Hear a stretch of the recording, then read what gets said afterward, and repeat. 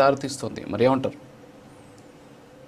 రాజు గారు, ముందుగా మీకు ప్యానెల్లో ఉన్నటువంటి ప్రతినిధులందరికీ, అట్లానే ప్రైమ్ నైన్ ప్రేక్షకులందరికీ నమస్కారాలు. Very good morning. గౌరవ స్పీకర్ అయ్యన్న పాత్రుడు గారు ఏమంటాడంటే, ఆయన సభకు ఎవరైతే రాని వాళ్ళు జీతాలు తీసుకోకూడదు అంటారు. అందరికీ ఒకటే రూల్ వర్తిస్తుందిగా.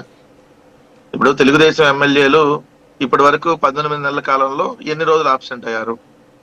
అన్ని రోజులు ఆబ్సెంట్ అయితే అన్ని రోజులు కట్ చేయాలి. జనసేన వాళ్ళు ఎన్ని రోజులు ఆబ్సెంట్ అయ్యారు? అన్ని రోజులు కట్ చేయాలి. దాన్ని ఏ బేస్ లో తీసుకుంటారు? అసెంబ్లీకి వచ్చేటటువంటి దానికోసమే జీతం ఇవ్వట్లేదు కదా ప్రజాప్రతినిధులకి. అసెంబ్లీ సంవత్సరంలో ఎన్ని రోజులు ఉంటది? దాదాపుగా 50 రోజుల కంటే ఉండదు. సో 50 రోజులకు సంబంధించి పూర్తి జీతం ఇవ్వట్లేదు కదా. ప్రజాప్రతినిధికి తన నియోజకవర్గంలో తిరగటానికి, ఏదైతే తాను ప్రజలకు సేవ అందిస్తున్న దానికి సంబంధించి గౌరవ వేతనం జీతంగా పొందుతారు. ఓన్లీ అసెంబ్లీ కోసమే జీతంగా పొందరు కదా. అసెంబ్లీ సమావేశాలకు వస్తున్నాం కాబట్టి మీకు జీతం ఇస్తాము, లేదంటే మిగిలిన దానికి జీతం ఇవ్వడానికి లేదు కదా. అంటే మరి ఆ మాత్రం కూడా తెలియకుండా స్పీకర్ గారు ఎట్లా ప్రపోజల్ పెట్టారా? ఎమ్మెల్యే అంటే ఓన్లీ అసెంబ్లీకి సంబంధించి ఎమ్మెల్యే కాదు కదా, నియోజకవర్గానికి సంబంధించి కూడా ఎమ్మెల్యేనే కదా.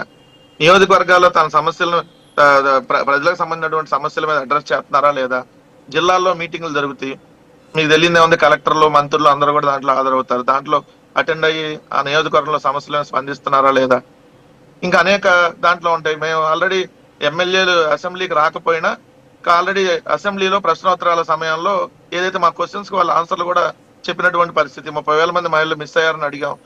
లేదు లేదు, ఒట్టిది అబద్ధం, మిస్ కాలేదని చెప్పి అదే పవన్ కళ్యాణ్ గారు మళ్ళీ ఎవరిని వెళ్తున్నటువంటి పరిస్థితి. రంగులు వేయడానికి 4,000 కోట్లు అన్నారు, నిజమైనా అయ్యిందా లేదని అడిగాం.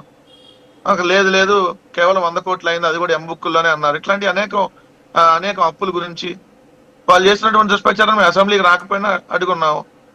సో ఏంటంటే ఏదో చర్చ జరగాలి.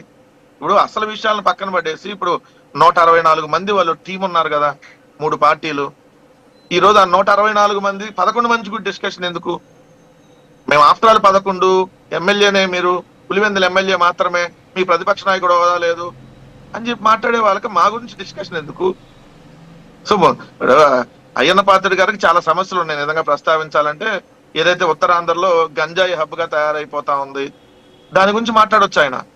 అయ్యా దీని మీద చర్యలు తీసుకుందాం అని చెప్పి మాట్లాడొచ్చు, ఎవరు కాదంటలా. ఇట్లాంటివి చాలా ఉన్నాయి. ఇంకోటి రీకాలు, వీళ్ళకి రీకాళ్ళు ఇవన్నీ ఏంటంటే ఒక సరదాగా టైంపాస్ గా మాట్లాడుకోవడానికి ఉపయోగపడతాయి. అసెంబ్లీకి రాకపోతే రీకాల్ అంటే మరి ప్రజలకు ఇచ్చినటువంటి మేనిఫెస్టోని అమలు చేయకపోతే మరి ఏ కాల్ చేయాలని, ఎన్నిసార్లు రీకాల్ చేయాలి? సో ఇవన్నీ పెద్ద చర్చ ఏమి ఉండదు సార్. అసలు విషయాలు పక్కన పడేయాలి. ఈ రోజు రాష్ట్రంలో జరుగుతున్నటువంటి ఏదైతే 99 పైసలకు భూములు అమ్మే ప్రక్రియో, లేదంటే ఈ రోజు రాష్ట్రంలో ప్రైవేట్ కి మెడికల్ కాలేజీని ప్రైవేట్ పరం చేసే కార్యక్రమాల్లో ఏం చర్చ జరగకూడదంటే ఏం చేయాలి?